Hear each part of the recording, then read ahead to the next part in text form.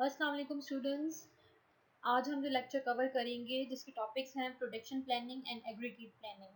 Today we will discuss what are the purpose of aggregate planning, what is production planning, how it is necessary in business management.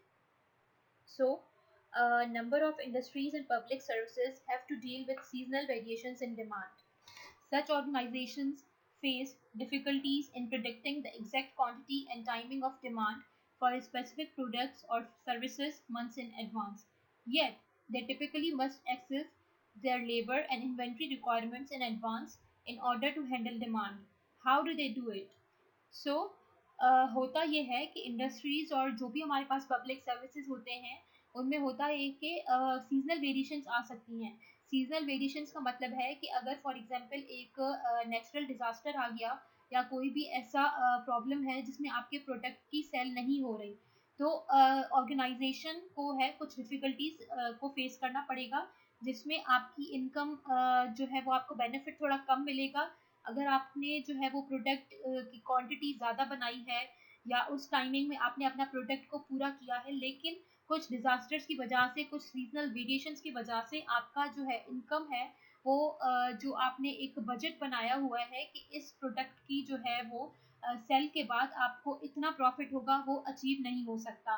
तो organisations क्या करती हैं कि कुछ इस तरह से वो एक बैकअप प्लान बनाती हैं कि अगर कोई सीजनल वेरिएशंस आ गई या कोई ऐसा प्रॉब्लम आ गया तो वो प्रिडिक्ट कर लेती हैं कि अगर इस तरह के सिनेरियो में उसे किस तरह डील करना है।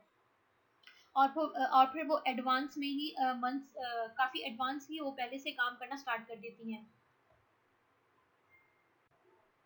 Then we have steps in production planning. जो फर्स्ट हमारा प्रोसेस प्लानिंग है, जो फर्स्ट स्टेप है उसे हम कहते हैं राउटिंग। राउटिंग में क्या होता है, राउटिंग किसे कहते हैं, राउटिंग कौन सा प्रोसेस होता है? जो फर्स्ट हमारे पास है वो है राउटिंग। बेसिकली राउटिंग का काम है एक पाथ प्रोवाइड करना आपके प्रोडक्ट को, ताकि जब आप प्रोसेस करते हैं अपने प्रोडक्ट को तो एक पाथ आपको मिलता है। राउटिंग बेसिकली आपको प्रोडक्शन के हवाले से डिटरमाइन करता है। It is the selection of the path from where each unit have to pass before reaching to the final stage. Routing एक ऐसा पाथ है जो आपके प्रोडक्ट जब फाइनल स्टेज को पहुंचता है तो उसे हम कहते हैं प्रोसेस प्लानिंग या फिर उसे हम कहते हैं राउटिंग। राउटिंग और जो स्केजुलिंग है, जो आपकी थर्ड स्टेप्स है प्रोडक्शन प्लानिंग में, वो है आपकी स्केजुलिंग। फर्स्ट वाली आपकी राउटिंग है, second one that is loading, third one is scheduling and fourth one is dispatching. तो प्रोसेस प्लानिंग में जो राउटिंग का काम है वो पाथ प्रोवाइड करता है प्रोडक्ट को फाइनल स्टेज तक जाने के लिए। उसके बाद सेकंड वाला जो है दैट इज लोडिंग। अब लोडिंग का क्या काम है, लोडिंग किस तरह, लोडिंग बेसिकली हम एक लोड को कहते हैं कि क्वांटिटी ऑफ वर्क। लोड का मतलब होता है कि काम की क्वांटिटी होती है, तो किस तरह काम होता है। A load means the quantity of the work and allocating the quantity of the work to process necessary manufacture each item and is called the loading. मतलब आपका जो क्वांटिटी ऑफ वर्क है जिसे आप प्रोसेस करवाते हैं उसे हम लोडिंग कहते हैं। ठीक है, लोडिंग का क्या काम है, लोडिंग का मतलब क्या है। लोडिंग बेसिकली आप अपने काम को या अपनी क्वांटिटी का जो आपका वर्क है उसको प्रोसेस करवाते हैं या उसको मैन्युफैक्चर करते हैं, उसे हम लोडिंग कहते हैं। उसे हम परफॉर्म करते हैं, उसकी जो कैपेसिटी रिक्वायरमेंट्स होती हैं, बजट बनाना या प्रोडक्ट को सेल करना, ये सारी चीज़ें लोडिंग में आ जाती हैं। फर्स्ट स्टेप इज राउटिंग, जो बेसिकली आप पाथ प्रोवाइड करता है आपके प्रोडक्ट को फाइनल स्टेज तक जाने के लिए। उसके बाद लोडिंग है। लोडिंग बेसिकली एक लोड का मतलब होता है कोई भी आपका अमाउंट ऑफ वर्क जो आपने किया है। और लोडिंग क्या काम करता है कि एलोकेट करता है जो भी आपका काम होता है क्वांटिटी ऑफ वर्क को, और फिर प्रोसेस करते हैं आपके जो नेसेसरी मैन्युफैक्चर होते हैं आपका आइटम या प्रोडक्ट है, उसको उसे प्रोसेस को हम कहते हैं लोडिंग। उसके बाद हमारे पास है स्केजुलिंग। स्केजुलिंग क्या होती है, स्केजुलिंग बेसिकली एक प्रोसेस होता है जिसमें आप अरेंज करते हैं या कंट्रोल करते हैं या ऑप्टिमाइज करते हैं अपने काम को और मैन्युफैक्चर करते हैं। बेसिकली हम ये कह सकते हैं कि स्केजुलिंग एक ऐसा प्रोसेस है जो आपको मशीनरी या रिसोर्सेज या आपके जो ह्यूमन रिसोर्सेज हैं वो प्रोड्यूस करता है, प्लान प्रोडक्शन प्रोड्यूस करता है, ताकि आप अपने जो दूसरे मटेरियल्स वगैरह हैं वो परचेज कर सकें।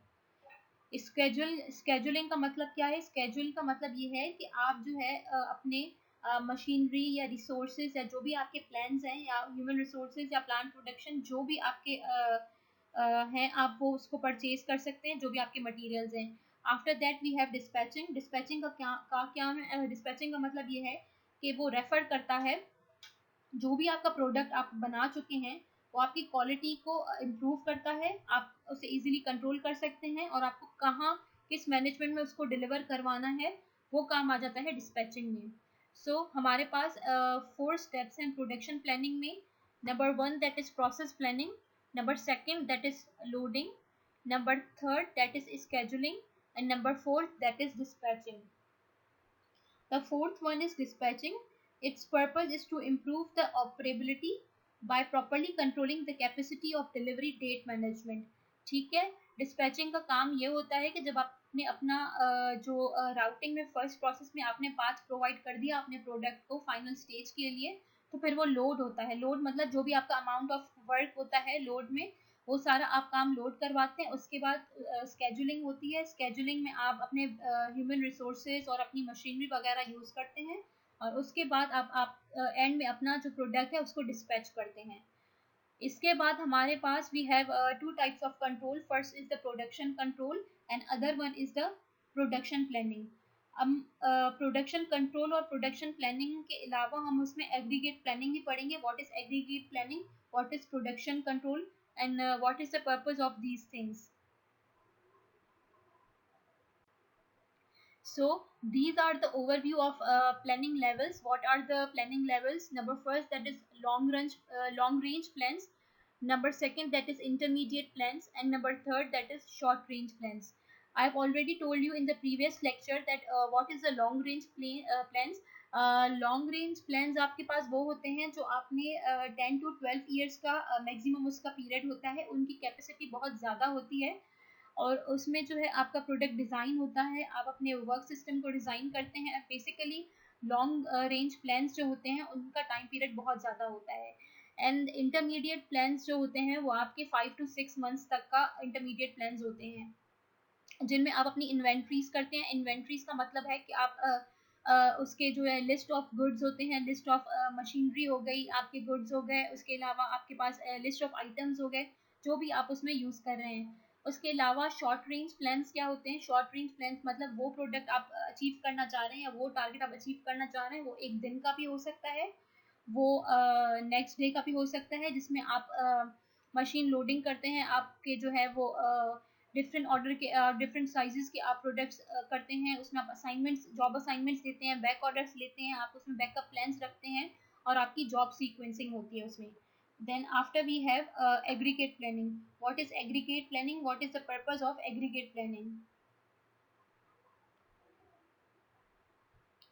An intermediate range capacity planning, usually covering 2 to 12 months.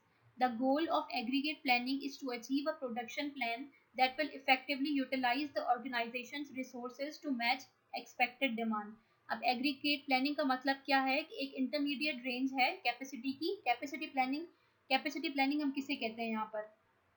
You already know that capacity planning क्या होती है। कैपेसिटी प्लानिंग बेसिकली एक प्रोसेस होती है, एक प्रोसेस होता है जिसमें आप कंपनी की जो ऑर्गेनाइजेशन होती है या कोई भी कंपनी होती है उसकी जो रिक्वायरमेंट्स होती हैं उनको मीट करना। इसका मतलब है कि capacity planning is the process of determining the production capacity needed by an organization to meet changing demands for its products. ठीक है, अगर कैपेसिटी प्लानिंग में आपकी कोई भी प्रोडक्ट्स में आपको कोई चेंजेस करनी है या कोई भी कस्टमर की जो भी डिमांड है उसमें चेंजेस लाने को हम कैपेसिटी प्लानिंग कहते हैं। कैपेसिटी प्लानिंग बेसिकली, कैपेसिटी का तो मतलब वही है कि it is the maximum amount of work that an organization is capable of completing in a given period. What is capacity? Capacity का मतलब है कि आप कितना able हैं, कितना काम आप कर सकते हैं। Capacity is the maximum amount of work that an organization is capable of completing in a given period. So aggregate planning is basically intermediate range plan होती है जिसमें हम 2 to 12 मंथ्स का टाइम पीरियड रखते हैं। एग्रीगेट प्लानिंग में हम करते ये हैं कि एक प्रोडक्शन होती है किसी भी ऑर्गेनाइजेशन के लिए या किसी भी कंपनी के लिए, तो वो अपने टास्क को किस तरह अचीव करता है, प्रोडक्शन प्लान बनाता है, और फिर ऑर्गेनाइजेशन जो है वो सारे रिसोर्सेज वो मैच करती है जो भी उसकी एक्सपेक्टेड डिमांड होती है। जब आप प्रोजेक्ट पे काम करते हैं तो आप एक्सपेक्टेड उसका रिजल्ट निकाल लेते हैं पहले से कि we will achieve this result. So The goal of aggregate planning is to achieve a production plan that will effectively utilize the organization's resources to match the expected demand. Aggregate planning is a marketing activity that does not only an aggregate plan for the production process in advance for 6 to 8 months, बल्कि aggregate planning basically एक resources को use करना है कि ताकि आपकी organization जो है वो ज़्यादा से ज़्यादा जो है वो task को easily achieve कर सके.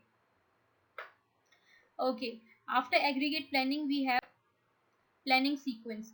अब प्लानिंग सीक्वेंस में क्या है, आप कॉर्पोरेट कर रहे हैं आपकी जो स्ट्रेटजीज हैं, पॉलिसीज हैं, उसके बाद जो है वो आप economic, competitive and political conditions को यूज कर रहे हैं. Then we have aggregate demand forecast. As you already know that aggregate demand forecast के बारे में हमने already we have discussed in the previous lecture that forecast is something that determines the future event. Okay, so the economic policies or political conditions or strategies वगैरह भी वही हैं that in strategies you have and policies you have certain conditions के policies में आपको जो है employ को वर्क असाइन करना होता है कि किस तरह एम्प्लॉयर जो है वो दूसरे लोगों को या कस्टमर्स को किस तरह डील करता है, किस तरह एक कंपनी अपनी पॉलिसीज बनाती हैं और जो है किस तरह अपनी स्ट्रेटजीज बनाती हैं, जिसमें हमारे पास ऑपरेशनल स्ट्रेटजीज और डिफरेंट टाइप्स ऑफ स्ट्रेटजीज आ जाते हैं. प्लानिंग सीक्वेंस बेसिकली एक लिस्ट ऑफ प्लानिंग फंक्शंस है कि कौन से पैरामीटर्स या कौन से फंक्शंस होते हैं जो कि आप प्रोसेस करते हैं, जो आपको ऑलरेडी डिटरमाइन हुए हुए होते हैं, जो आपको कंपनी या ऑर्गेनाइजेशन बताती है. बेसिकली लिस्ट ऑफ फंक्शंस या पैरामीटर्स होते हैं. You use the function to automate the sequential processing of a user defined number of planning functions that you have defined.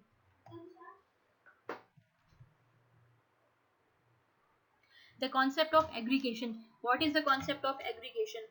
Aggregate planning is essentially a high big picture approach to planning. Organizations do not focus on a single product but on a group of similar products or services, hence the term aggregate planning.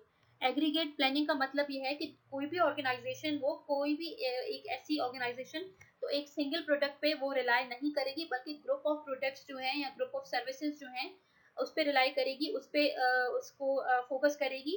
इसलिए हम उसे कहते हैं aggregate planning. Why do organizations need to do aggregate planning? Aggregate planning की ज़रूरत क्या है, क्यों फोकस जो है वो मल्टीपल प्रोडक्ट्स पे करती है, क्यों किसी एक प्रोडक्ट पे नहीं करती, why it is necessary. Implementing a plan is time consuming. ठीक है, aggregation is necessary because of the difficulty in estimating the volume and timing of individual items with accuracy. It is related to budgeting process, helps synchronizing flow throughout the supply chain.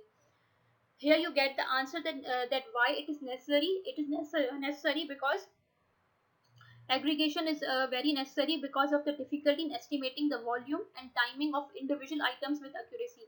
अब आप हर एक item की जो accuracy आप major नहीं कर सकते, आप हर एक आइटम की एक्यूरेसी नहीं बता सकते, इसलिए हम एग्रीगेशन प्लानिंग इसलिए करते हैं ताकि हमें कोई डिफिकल्टी ना हो उसको एस्टिमेट करने के लिए. This is the overview of aggregate planning. Forecast of aggregate demand for intermediate range and general plan to meet demand requirements. Okay, so these are the inputs to aggregate planning. हम inputs कौन से लेते हैं, outputs कौन से लेते हैं, किस तरह policies बनती हैं, किस तरह हम इसमें overtime देते हैं, inventory back orders लेते हैं, किस तरह cost होती है, और outputs में हमारे पास we have inventory, employment होती है, back ordering होती है और दूसरी चीजें हैं. After that we have aggregate planning strategies, जिसमें हमारे पास we have proactive, reactive and mixed. In proactive we involve the demand options, customer क्या चाहती है प्रोडक्ट से, we involve that demands. And in reactive they involve supply options. supply options किस तरह होते हैं, they attempt to alter, कोई भी अगर changes हैं या कोई भी alterations चाह रही है तो उसमें फिर हम alteration करते हैं. And after that we have mix. Mix means involve an element of each of the previous strategies. Mix में मतलब इस अगर प्रोडक्ट पे previously कोई काम हुआ है तो हम फिर previous जो strategies होती हैं उनको follow करते हैं. These are the demand options. Number first that is pricing, number second that is promotion, number third that is back order and number fourth that is new demand. अब demand options का मतलब है कि जब आपने अपना प्रोडक्ट को dispatch कर लिया उसके बाद उसकी प्राइसिंग क्या रखी जाएगी, उसको प्रमोट किस तरह किया जाएगा, उसके बैक ऑर्डर्स किस तरह लिए जाएंगे और उसकी फिर न्यू डिमांड इनिशिएट, उसमें न्यू डिमांड में या उसके इनिशिएट हम दूसरी चीज़ें किस तरह उसमें न्यू फीचर्स किस तरह डाल सकते हैं. और न्यू डिमांड मतलब उसमें जो है लोगों की या कस्टमर्स की किस तरह उसमें न्यू डिमांड आ रही है उसकी प्रोडक्ट की। सप्लाई ऑप्शंस में हम हायर करते हैं या फिर ले ऑफ वर्कर्स करते हैं, ओवर टाइम और slack time, part time workers, inventories and सब कॉन्ट्रैक्टिंग। सो सप्लाई ऑप्शंस में हम हायर करते हैं जो भी हमारे पास एम्प्लॉयर्स होते हैं या वर्कर्स हमारे पास होते हैं, ओवर टाइम भी देते हैं, पार्ट टाइम वर्कर्स भी होते हैं, इन्वेंट्रीज मतलब लिस्ट ऑफ गुड्स या लिस्ट ऑफ एनीथिंग या एनी रिसोर्सेज, सब contract. Okay, so these are basically the basic strategies for meeting uneven demand. Two types of strategies we have. The first one, which is level capacity strategy, and the second one is chase demand strategy. I have already explained you that what is the meaning of capacity. Capacity is basically the ability how much work you can done. So the level capacity defines that maintaining a steady rate of regular time output while meeting variations in demand by a combination of options. अब combination of options का मतलब ये है कि different opinions जो जब आपको आती हैं या different आपके पास options होते हैं तो आप उनको combine करके और जो भी आपकी variations होती हैं या आपको customer की तरफ से जो भी आपकी variations हैं आप उनको लाते हैं उस product के लिए and then you sell that product. So maintaining a steady rate of regular time output while meeting the variations in demand, जो भी आपकी वेरिएशंस उस प्रोडक्ट के लिए डिमांड में है आप उनको वेरिएट करते हैं, उसके बाद आप जो कॉम्बिनेशंस आपके पास ऑप्शंस में हैं आप उनको देख के फिर आप प्रोडक्ट को सेल करते हैं। After that we have chase demand strategy. So the chase demand strategy says that matching capacity to demand is the planned output for a period is set as the expected demand for that period. So the chase demand strategy जो है वो आपके पास क्या करती है, जो output produce करती है किसी भी मतलब एक्सपेक्टेड टाइम में जो भी आपका डिमांड होती है प्रोडक्ट के लिए। चेज स्ट्रेटेजी रेफर करती है एक नेशन को that you are chasing the demand set by the market. अब मार्केट ने क्या डिमांड सेट की हुई है उस प्रोडक्ट की, उस हिसाब से आप फिर उसको है ना प्रोडक्शन करते हैं। Production is set to demand and doesn't carry any left over products. ठीक है, ये कोई भी लेफ्ट ओवर प्रोडक्ट्स को चेज डिमांड स्ट्रेटेजी नहीं कैरी करती, ये सिर्फ जो है आपकी जो डिमांड मार्केट में सेट की हुई होती है उस हिसाब से आपका ये प्रोडक्ट सेल होता है। Then we have level capacity strategies. May we have work level, workforce level, output rates, etc. are kept constant over the planning horizon. Advantage इसकी है कि stable output rates and workforce. Disadvantages are greater inventory cost, increased overtime and idle time, resources utilizations vary over time. Okay. So basically level capacity strategy में होता है कि आप जो आपके आउटपुट रेट्स हैं या वर्कफोर्स लेवल्स हैं उनको हम कांस्टेंट रखते हैं, क्योंकि हम जो ओपिनियंस आते हैं हमें या जो भी वेरिएशंस लानी होती है हम उनको इम्पोर्टेंस देते हैं। The advantage of level strategy is that कि उसका जो वर्कफोर्स होती है और उसका जो आउटपुट लेवल है वो बिल्कुल स्टेबल होता है। And the disadvantages of this level strategy is that उसमें ग्रेटर इन्वेंट्री कॉस्ट होती है। इन्वेंट्री मतलब लिस्ट ऑफ आइटम्स उसमें ज़्यादा लगते हैं, उनकी कॉस्ट ज़्यादा होती है, आप रिसोर्सेज ज़्यादा यूज़ करते हैं और उन रिसोर्सेज की यूटिलाइजेशन वेरी करती है over time. And then we have chase strategy. Chase strategy में हमारे पास workforce levels, output rates etcetera are adjusted to match the demand. हम वर्कफोर्स लेवल्स को अकॉर्डिंग टू कस्टमर्स हम जो है अकॉर्डिंग टू आर जो डिमांड है वो उसको एडजस्ट करते हैं। ठीक है, and the advantages of this is the inventory investment in inventory is low. इसमें हम जो है वो इन्वेंट्री की जो प्रोडक्ट्स की जो लिस्ट ऑफ गुड्स होती है, लिस्ट ऑफ आइटम्स होती है, उसमें इन्वेस्टमेंट बहुत कम होती है। एंड डिसएडवांटेज ये है कि the cost of adjusting output rates और workforce levels. Then we have factors affecting the choice of strategy are company policy, flexibility and cost. These are basically the techniques for aggregate planning. Consist of developing simple tables or graphs that enable planners to visually compare projected demand requirements with existing capacity. The main disadvantage of these techniques is they do not necessarily result in the optimal aggregation plan.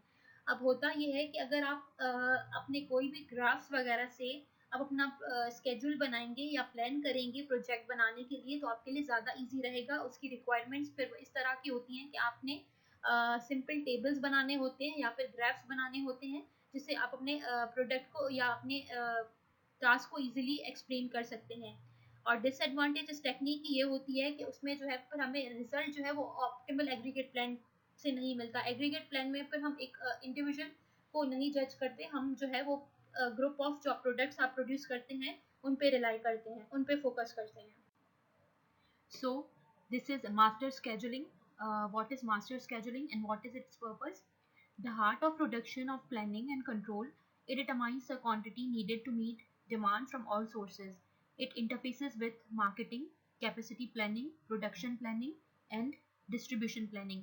Basically जो हमारे पास master scheduling होती है वो काफ़ी चीज़ों से deal करती है या इंटरफेस करती है, जिसमें मार्केटिंग हो गया, कैपेसिटी प्लानिंग हो गई, प्रोडक्शन प्लानिंग हो गई और डिस्ट्रीब्यूशन प्लानिंग हो गई। मार्केटिंग प्लानिंग हम इसे कहते हैं जिसमें हम बहुत सारे प्रोडक्ट्स जो हैं वो जब बन जाते हैं या इंटरफेस हो जाते हैं तो फिर उन्हें डील करने के लिए हम उनको सेल आउट करते हैं। कैपेसिटी प्लानिंग मतलब एक प्रोडक्ट में या आप में जो है वो कितनी एक कैपेसिटी या कितना काम, capacity is basically able to do work, ठीक है। उसके बाद कितना प्रोडक्शन प्लानिंग होती है and then in the end you have to distribute those products. It provides the senior management with the ability to determine whether the business plan and its strategies objectives will be achieved. Then we have a master scheduling process. Master scheduling is basically कोई भी एक detailed planning process होता है जिसमें हम track करते हैं किसी भी आउटपुट को। मास्टर स्केजुलिंग का बेसिक पर्पस है कि जो भी आपका आउटपुट है या जो भी आपका प्रोडक्ट है उसकी लोकेशन को उसको ट्रैक करना और फिर उसको मैच करना, जो भी एक कस्टमर ने ऑर्डर प्लेस किया है आपको उससे मैच करना। मास्टर स्केड्यूल बेसिकली एक नेक्स्ट स्टेप है प्लानिंग का, जो भी आपके आफ्टर सेल्स और ऑपरेशंस जो भी आपका नेक्स्ट टारगेट होता है। Okay, so I think it's clear that master scheduling is basically planning, detailed planning process that tracks and manufactures the output and matches this against customer orders that have been placed. After that we have master scheduling process. अब master scheduling और master scheduling process में क्या difference है? The master schedule indicates the quantity and timing for a product or group of products, but it does not show planned production. Master scheduling जो process होता है वो आपको उसकी क्वांटिटी और उसका टाइमिंग बताता है कि कितनी क्वांटिटी और कितने टाइमिंग में वो प्रोडक्ट सेल हुआ है, या जो आपने मास्टर स्केजुलिंग में जैसे ट्रैक होता है आपका प्रोडक्ट और फिर मैच होता है कस्टमर के प्रोडक्ट से, तो फिर मास्टर स्केजुलिंग का जो प्रोसेस है वो उसकी क्वांटिटी और उसका टाइमिंग बताता है उस प्रोडक्ट की। The master production schedule MPS indicates the quantity and timing of planned production, taking into account desired delivery quantity and timing as well as hand on inventory. Master production schedule जो है फिर आपको उसकी product की quantity बताता है, उसकी timing बताता है और जो भी उसकी डिलीवरी टाइमिंग है और जो भी इन्वेंट्रीज उसमें यूज़ की गई हैं, जो भी लिस्ट ऑफ गुड्स और आइटम्स हैं वो आपको बताता है। मास्टर प्रोडक्शन जो आपका स्केड्यूल है इसमें आपको पता होना चाहिए कि आपके कितने जो है आपने कितने आउटस्टैंडिंग आपके ऑर्डर्स हैं। To create your master production schedule, you need to know how many outstanding orders you have, the forecasted demand for your products for the upcoming weeks. आप फोरकास्ट करते हैं, आपको पता होता है कि आपके जो फ्यूचर इवेंट्स हैं, जो आपके फ्यूचर प्रोडक्ट्स हैं, वो आपको ऑर्डर कितनों का रिसीव हुआ है। The capacity of your manufacturing team, how much inventory you have on hand, and your employee needs such as a different type of goods or different type of items they need. After this we have the master scheduling process which is rough cut capacity planning, जिसको हम RCCP कहते हैं। RCCP का काम क्या है? RCCP basically एक validation होती है। RCCP is a validation of the developed master schedule. It involves testing the feasibility of a proposed master schedule relative to available capacities. RCCP basically एक आप कह सकते हैं कि it's a very long term capacity plan tool that marketing and production use to balance required and available capacity and to negotiate the changes to master schedule और जो आपके पास available capacity होती है। RCCP का काम क्या होता है कि वो टेस्ट करती है, आपकी feasibility टेस्टिंग करती है आपके प्रोडक्ट्स की, जो भी आपने एक मास्टर स्केड्यूल बनाया होता है, जो भी आपके पास कैपेसिटीज होती हैं, जो भी आपके पास प्रोडक्ट्स होते हैं, उनको टेस्ट करने में यूज होता है। This is the master scheduling process, which is the master schedule covers a period of few weeks up to 2 or 3 months. The master schedule may be updated monthly. A key component of effective scheduling is the use of time fences to facilitate order promising and the entry of orders into the system. Time fences divide the scheduling time horizon into three phases. Frozen, slushy and liquid. So master scheduling का जो process है वो आपको आप कितने 2 और 3 weeks में कुछ वीक्स में या अप टू 2 to 3 मंथ्स में आपको कंप्लीट करना होता है। और ये जो मास्टर स्केड्यूल का प्रोसेस है आपको मंथली जो है वो अपडेट करना पड़ता है। You have to update it monthly. उसमें की कंपोनेंट होती है स्केजुलिंग में जिसे हम टाइम फेंसेस कहते हैं। और वो क्या करती है, टाइम फेंसेस का काम होता है to facilitate order promising and the entry of orders into the system. जो भी आपको ऑर्डर्स मिले हैं वो उन ऑर्डर को फैसिलिटेट करता है और उनकी एंट्री जो है वो सिस्टम में एंटर होती है। Time fences divide the scheduling time horizon into 3 phases. और टाइम फेंसेस के जो 3 फेजेस होते हैं इसमें एक फ्रोजन है, स्लशी और लिक्विड है। सो टाइम जो है टाइम फेंसेस है basically the planning time fences specifies a period within which no automatic changes are to be made to the master plan। मतलब उसमें आप कोई भी फिर चेंजेस नहीं करते। जो भी आपका मास्टर प्लान है टाइम फेंसेस में फिर आप कोई भी चेंजेस नहीं करते कोई अपने प्लान में।